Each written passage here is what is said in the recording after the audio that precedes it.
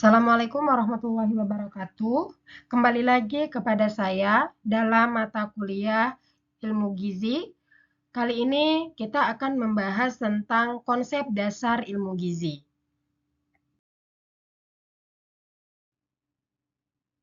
Pertama, kita akan membahas tentang apa sih masalah gizi sekarang ini.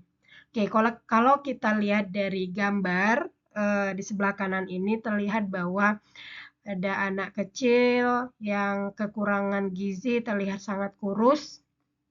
Oke, dan sebenarnya ada juga anak-anak yang malah kelebihan berat badan atau kegemukan. Kedua itu disebut sebagai malnutrisi, yaitu kekurangan zat gizi dan ada juga kelebihan zat gizi. Nah, permasalahan gizi ini yang sangat perlu kita perhatikan, di mana gizi ini sangat berpengaruh terhadap pangan atau makanan. Oke, jadi kita bahas dulu pangan itu apa? Pangan merupakan salah satu kebutuhan manusia yang sangat terpenting karena pangan ini adalah bahan-bahan makanan yang dikonsumsi oleh manusia. Sehingga ini sangat penting terhadap gizi. Dan kesehatan seseorang atau kesehatan masyarakat itu sangat berhubungan dengan asupan makanan yang mereka konsumsi. Selain itu terhadap perilakunya. Nah, agar seseorang itu tetap sehat, maka dibutuhkanlah makanan yang bergizi.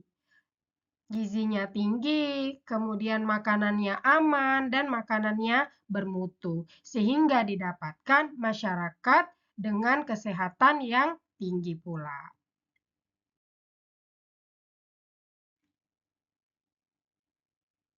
Oke, di sini kita lihat gizi secara keseluruhan ya. Gizi itu dalam bahasa Arab sebenarnya dari kata gizo, artinya makanan. Kalau dalam bahasa Latin, gizi itu nutritir, yaitu makanan atau zat makanan yang sehat. Artinya suatu zat yang ada dalam makanan yang dapat membuat kesehatan bagi orang yang mengkonsumsinya. Nah, gizi pengertian secara umum bahwa gizi adalah proses tubuh mengubah makanan menjadi energi dan nutrisi untuk menunjang kehidupannya, kemudian pertumbuhannya, kemudian membangun tubuhnya, dan memelihara jaringan tubuh. Nah, itu pengertian umum gizi. Oke, nah sekarang ini gizi ini sangat diperhatikan karena ternyata gizi ini banyak mempengaruhi aspek-aspek. Oke, bukan hanya sekedar kesehatan, tetapi gizi juga berkaitan dengan potensi ekonomi seseorang. Karena gizi berkaitan dengan perkembangan otak anak-anak, kemudian kemampuan belajar seseorang dan produktivitas kerja seseorang. Misalkan kalau mohon maaf, misalkan ekonominya rendah, maka makanan yang dikonsumsinya mungkin gizinya lebih sedikit, maka perkembangan otaknya lebih minim. Dan sehingga kemampuan belajarnya juga menurun dan produktivitas kerjanya pun menurun. Nah, dan sebaliknya, jika ekonominya yang lebih tinggi sehingga mengkonsumsi makanan-makanan yang bergizi, maka otaknya berkembang dengan baik, kemampuan belajarnya juga maksimal, dan produktivitas kerjanya jauh akan lebih maksimal. Seperti itu. Jadi, gizi dan perekonomian atau ekonomi itu sangat berhubungan erat.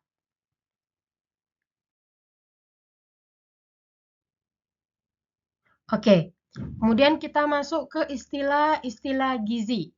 Oke, bukan hanya gizi, jadi banyak istilah gizi. Ada yang namanya ilmu gizi. Seperti mata kuliah kita namanya ilmu gizi. Ilmu gizi adalah ilmu yang mempelajari segala sesuatu tentang makanan dalam hubungannya dengan kesehatan tubuh. Oke, ilmu gizi. Sedangkan ada zat gizi.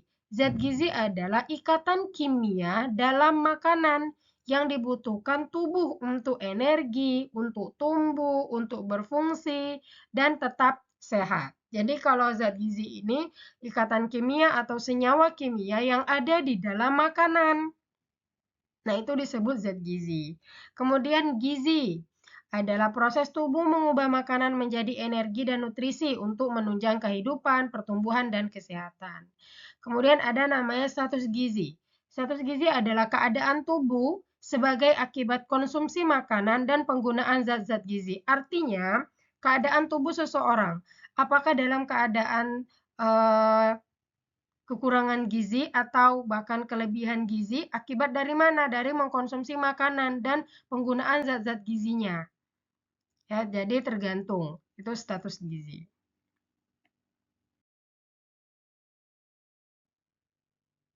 Oke, kita bahas sedikit tentang sejarah ilmu gizi. Jadi pada zaman dahulu, pada zaman Yunani, bahwa makanan itu digunakan hanya berfungsi sebagai keberlangsungan hidup seseorang. Tetapi pada tahun ke-400 sebelum Masehi, Hippocrates dia menemukan bahwa makanan sebagai panas seseorang dan panas ini lebih banyak dibutuhkan oleh anak-anak. Nah, kemudian pada abad ke-18 yaitu penemunya Anthony Lavoisier tahun 1743 sampai 1794 bahwa dia menemukan bahwa energi dari makanan digunakan untuk proses pernapasan seseorang, kemudian digunakan untuk oksidasi, dan digunakan untuk mengeluarkan energi. Itu dari abad ke-18. Dan pada abad ke-18 yang sama juga ada yang mengatakan bahwa makanan gizi dapat digunakan sebagai penyembuhan penyakit. Jadi pada zaman abad ke-18, para pelaut dia mengalami sariawan atau kalau bahasa ilmiah itu skorbut. Nah, mereka mengkonsumsi buah jeruk sehingga dapat mengalami penyembuhan dari sariawan tadi. Nah, disitulah mulanya pembahasan tentang ilmu gizi. Kemudian pada abad ke-19 oleh Magendick dia melakukan pengujian dengan membedakan zat-zat gizi dalam bahan makanan. Ada karbohidrat, ada lemak, ada protein, ada juga vitamin, ada juga mineral. Nah, ini perkembangan ilmu gizi dari awal. Kemudian kalau kita lihat perkembangan gizi di Indonesia pada tahun 1950 oleh Bapak Profesor Purwo Swedarmo, bahwa beliau ini adalah awal yang merintis ilmu gizi di Indonesia. Jadi ada lembaga namanya Lembaga Makanan Rakyat. Di sini dia mempelajari kesehatan penduduk dalam hubungan dengan makanan dan memperbaiki konsumsi makanan untuk kesehatan bagi orang-orang yang kekurangan gizi. Kemudian pada tahun 1951 dipopulerkan slogan 4 sehat 5 sempurna, dan tahun 1995 kemudian diterbitkanlah PUGS adalah Pedoman Umum Gizi Seimbang. Setelah itu pada tahun 2003 dikembangkan Jejaring Informasi Pangan dan Gizi atau disingkat JIPG. Ini berfungsi untuk mempermudah masyarakat untuk mengakses informasi-informasi tentang gizi. Dan tahun 2005 dibentuk Komunikasi Informasi dan Edukasi dan dibentuklah untuk mewujudkan keluarga sadar gizi atau Kadarzi. Ini perkembangan gizi di Indonesia. Nah, dari sejarah-sejarah tadi, kemudian dibentuklah ruang lingkup ilmu gizi. Ini merujuk Komisi Pangan dan Gizi Amerika tahun 1995 ruang lingkup ilmu gizi itu terbagi menjadi 4. Yang pertama ada gizi seluler, lingkungan in vitro, di mana ilmu-ilmu dasarnya kayak kimia analitik, biokimia, biologi sel, imunologi, biologi molekuler, dan genetika molekuler. Kemudian yang kedua ada gizi organ khusus, gizi manusia, dan gizi hewan. Meliputi ilmu nutrisi hewan, klinik, genetika medis, dietetika, patologi, fisiologi, dan kimia fisiologi. Kemudian ada gizi masyarakat, meliputi ilmu-ilmu antropologi, kemudian demografi, ekologi, ekonomi, pendidikan, epidemiologi, kebijakan pangan, kebijakan kesehatan, politik, dan sosiologi. Dan yang terakhir ada pangan, di mana dia meliputi pertanian, peternakan, pengelolaan lingkungan, teknologi pangan, pengolahan pangan, produksi, dan keamanan pangan.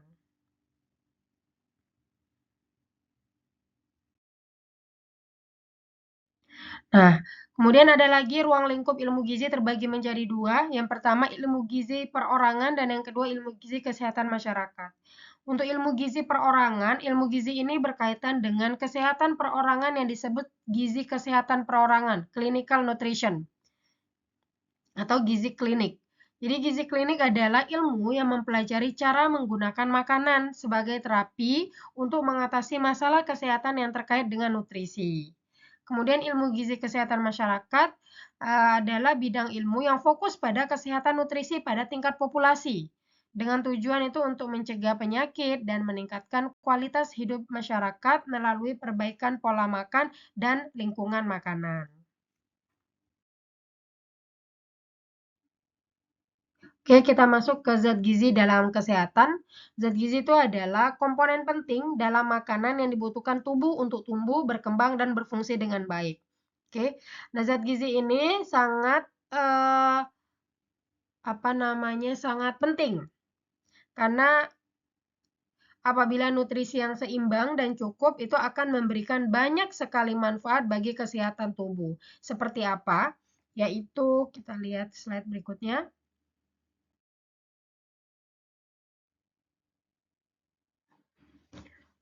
Oke, kebutuhan gizi kalau kita lihat yang pertama, zat gizi ini dapat memberikan energi.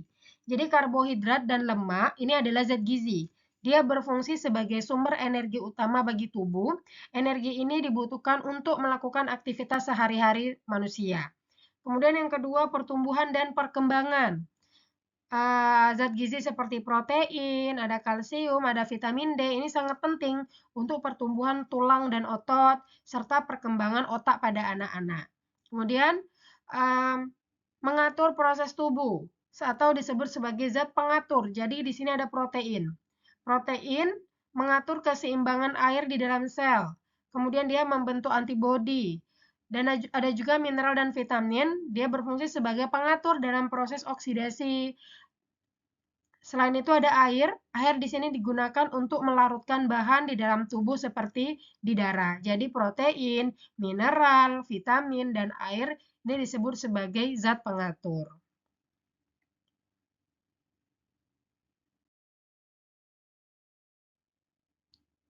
Nah, kemudian selain itu vitamin dan mineral juga dapat membantu mengatur berbagai proses di dalam tubuh, seperti proses metabolisme, kemudian pembekuan darah, dan tekanan darah. Selanjutnya, zat gizi berfungsi sebagai sistem imun. Bahwa vitamin C dan vitamin E termasuk ke dalam zat gizi, dia berperan penting dalam menjaga sistem kekebalan tubuh agar kita terhindar dari berbagai penyakit. Kemudian zat gizi juga berfungsi sebagai perbaikan jaringan. Contoh zat gizinya adalah protein. Dia berperan dalam memperbaiki jaringan tubuh yang rusak seperti kulit dan otot. Oke, kita kemudian lihat gangguan gizi terhadap fungsi tubuh. Jadi, gangguan gizi di sini sebenarnya ada 2, status gizi kurang atau status gizi lebih, atau kalau kita sebut sebagai malnutrisi. Oke, kalau status gizi kurang itu terjadi bila tubuh mengalami kekurangan satu atau lebih zat-zat gizi yang esensial. Nah, sedangkan status gizi lebih terjadi bila tubuh memperoleh zat-zat gizi dalam jumlah yang berlebihan, sehingga zat gizi ini dapat menimbulkan efek toksik atau beracun atau yang membahayakan bagi tubuh seseorang tersebut. Oke, kita bahas kekurangan zat gizi dapat menyebabkan berbagai masalah kesehatan. Contohnya, yang pertama stunting. Pertumbuhan badan pada anak-anak terhambat akibat kekurangan gizi kronis pada anak-anak. Kemudian ada juga rakitis. Rakitis ini dia pelunakan tulang pada anak-anak karena kekurangan vitamin D dan kalsium. Kemudian ada anemia. Anemia ini dia kekurangan zat besi yang menyebabkan tubuh itu kekurangan sel darah merah. Dan scurvy. Ini adalah penyakit yang disebabkan oleh kekurangan vitamin C. Kalau dilihat-lihat itu ditandai dengan gusinya itu berdarah, kemudian luka yang sulit sembuh. Sering tuh seperti kayak tiba-tiba ada gusi yang berdarah, itu kekurangan vitamin C. Sedangkan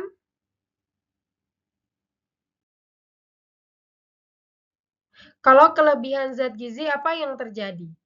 Kalau kelebihan zat gizi dapat berdampak buruk bagi kesehatan, contohnya seperti pertama kelebihan asupan gula. Ya, kalau kita kelebihan asupan gula dapat menyebabkan obesitas dan diabetes. Karena akan sangat sulit bekerja si insulin ini untuk apa ya? Untuk memecah gula sehingga tidak menyebabkan menjadi obesitas dan diabetes karena kerjanya si insulin ini sudah terlalu lelah karena keseringan kelebihan asupan gula sehingga dapat menyebabkan orang tersebut mengalami diabetes. Kemudian kalau kelebihan garam, orang juga dapat meningkatkan tekanan darah sehingga butuhnya perhatian lebih terhadap konsumsi makanan, ya. Jangan sampai kita mengkonsumsinya kelebihan seperti asupan gula atau asupan garam, tetapi jangan sampai juga kekurangan, misalkan vitamin-vitamin yang sangat dibutuhkan oleh tubuh. Seperti itu.